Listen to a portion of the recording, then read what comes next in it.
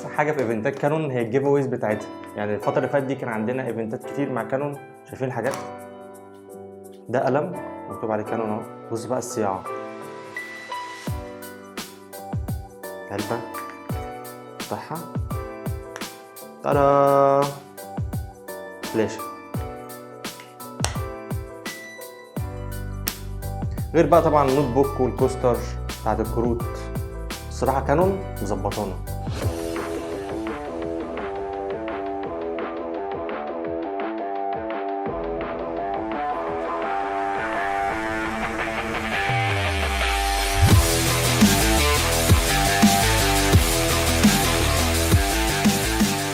ازيكم واهلا وسهلا بيكم في حلقه جديده. معاكم احمد سعيد. لو انت اول مره تتفرج عليا على القناه فدي قناه تعليم للتصوير الفوتوغرافي والفيديو، فلو انت مهتم بالمجال ده فياريت تعمل سبسكرايب للقناه وتعمل لايك للفيديو لو عجبك، ويلا بينا نبدا الفيديو. الصراحه في الاول كده انا كنت عايز اعمل فيديو عن الاخطاء الشائعه للمصورين المبتدئين، لكن لما دخلت عملت سيرش على اليوتيوب وعلى جوجل لقيت ان في مليون فيديو بيتكلم عن الحاجات دي. فالنهارده كده هنتناقش شويه في شويه حاجات المفروض تعملها وانت بتصور، او بمعنى اصح الحاجات اللي هتخلي الصوره بتاعتك احسن. هم حوالي 10 حاجات كده هنشوف دلوقتي مع بعض ايه هم. اول حاجه هنتكلم فيها هي توقيت التصوير. فكره اختيارك للتوقيت بتاع الصوره دي حاجه مهمه جدا. في كل مجال هتصور فيه في توقيت معين لازم تستغله عشان تطلع احسن صوره. وطبعا كلنا بنسمع عن الجولدن اور. الجولدن اور هي الساعه اللي بعد الشروق والساعه اللي قبل الغروب، بحيث ان الشمس تبقى معاك سوفت جدا وتطلع معاك احلى نتيجه. بيستخدموها كتير قوي بتاع البورتريتس واللاندسكيب. حاول تختار التوقيت الصح بتاع صورتك ووظف الحاجه اللي انت بتصورها مع التوقيت ده بشكل صح. يعني لو بتصور في الغروب عندك تو اوبشن. لو بتصور مثلا شخص، اول اوبشن اللي تخلي الشمس في وشه فالاضاءه تبقى معاك سوفت جدا، وممكن هنا تستخدم ريفليكتور مثلا او سوفت لو عايز حاجه سوفت اكتر.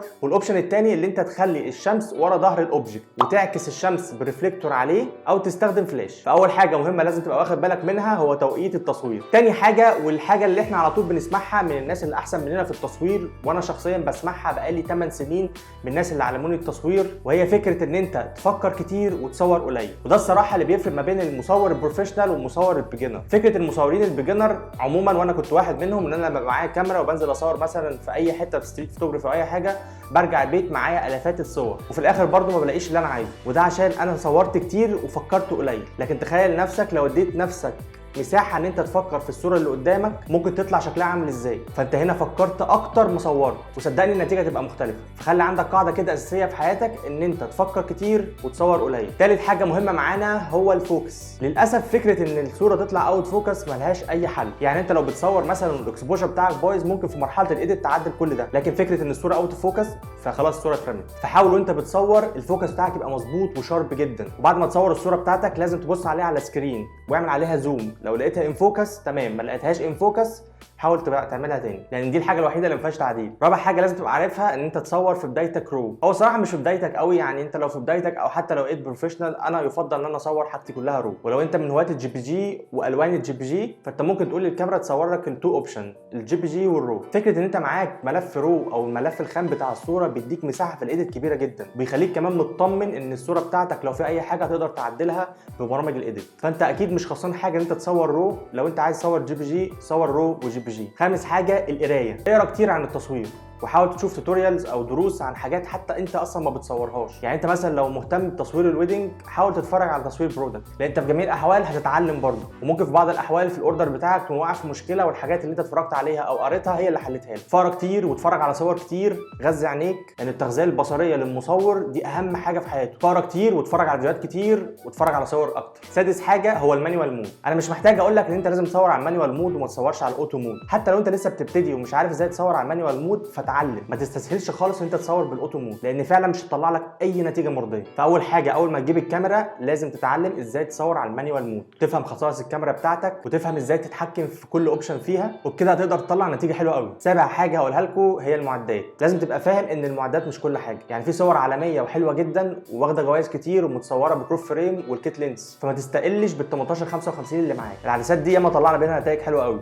المعدات اللي معاك من كاميرا ولينسز هي عباره عن تول انت توظفها عشان تطلع لك نتيجه. فالاحسن ان انت تنفست في نفسك مش في المعدات، لان مهما كان المعدات كانت حلوه وغاليه وانت نفسك مش فاهم فمش هتعرف تطلع حاجه. فالاول انفست في نفسك وتعلم، بعد كده انفست في المعدات. تعمل حاجه خد النصيحه، مش عيب خالص ان انت تروح لحد بروفيشنال فوتوغرافر وتساله عن حاجه معينه انت واقع فيها، ومهما كانت نصيحته ليك حاول تستغلها كويس، لان هو في جميع الاحوال هو مر بالظروف اللي انت فيها حاليا، ومش بعيد الموقف اللي انت بتحكيه يكون مر بيه فعلا. فيوم ما تكونش عارف حاجه وعايز تتعلمها ما تكبرش تبدا تقول انا عارف الحاجه دي وانا هعرف اتصرف. لا، روح للي عنده خبره ومر بظروف اكتر منك بكتير واساله اعمل ايه في الحاجه دي، وهو لو فعلا كويس هينصحك نصايح حلوه جدا. فلازم تاخد بنصيحه الناس المور بروفيشنال في التصوير. تاسع حاجه هنتكلم فيها هي الماديات. من الاخر كده ما تدورش وتجري ورا الفلوس. انا عارف ان في ناس كتير قوي اول ما بتبدا معاها كاميرا او تبدا تتعلم تصوير بتجري ان انا عايز اعمل سيشن واحط اسعار لنفسي وازاي اسوق لنفسي والكلام ده كله، وانا واحد من الناس حصل لي نفس الموضوع. لكن بعد ما فكرت لقيت ان انا لسه بدري قوي عشان ادور على الفلوس. اصلا هو الكلاينت هيجيبني ليه وانا لسه مش عارف اي حاجه؟ فلازم تبقى عارف ان التصوير ده مجال من ضمن مجالات الشغل الفنيه، فلازم يكون عندك الباشن او عندك الحب ان انت داخل الموضوع ده، عشان انت لو داخله سبوبه وفلوس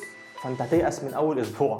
الفلوس هتيجي ما تقلقش، لكن لازم تصبر شويه ولازم تنفست في نفسك كتير وتعمل بورتفوليو كويس لنفسك عشان الناس تطلبك، ومن هنا بقى تبدا تماركت لنفسك وتشوف انت الدنيا ماشيه معاك ازاي. 10 حاجه وهي اخر حاجه هي الايديت. كل المصورين في الدنيا مروا بمرحله الاوفر ايديتنج، اللي هو اصلا ممكن يكون جايب الصوره كويسه جدا وفي الاخر يبوظها بالايديت. فحاول وانت بتعمل ايديت يبقى الموضوع بسيط جدا، لان الطبيعي في التصوير انت المفروض تصور 80% والايديت 20%. دي النسبه المناسبه جدا، لان انت في الاخر فوتوغرافر مش اديتور. وخد بالك كل ما طلعت الصوره بتاعتك احلى كل ما استريحت اكتر في الايديت. وفي الاول برضو لو انت ما بتعرفش تعمل ايديت عندك حلين، لا تتعلم لا تودي الصور بتاعتك لحد بيعرف يعمل ايديت، عشان في الاخر ما تبوظش تعبك. بس كده، هو كان فيديو خفيف كده قلت اتكلم معاكم فيه، يا رب تكونوا استفدتوا. ولو عجبك الفيديو ما تنساش اللايك الجامد، تعمل سبسكرايب للقناه لو انت مش عامل، وتقول لي في الكومنت رايك في الفيديوهات ومحتاجين فيديوهات ايه الفتره الجايه.